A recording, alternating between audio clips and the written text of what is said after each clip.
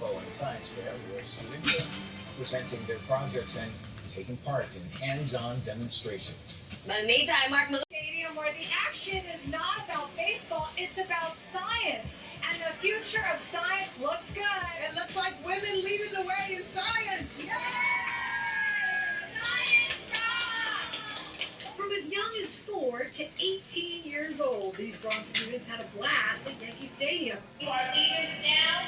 You are taking this borough by storm. It's the 3rd annual STEM Expo at Yankee Stadium. Kids from every district in the Bronx took part and spent a rainy Tuesday inside the historic stadium. We have the largest green spaces. We have so many waterways. We are right to play with the environment and test things and ask questions. Kids presented the culmination of all of their hard work throughout the school year. These are their final projects from science, math, engineering, gaming, and even robotics.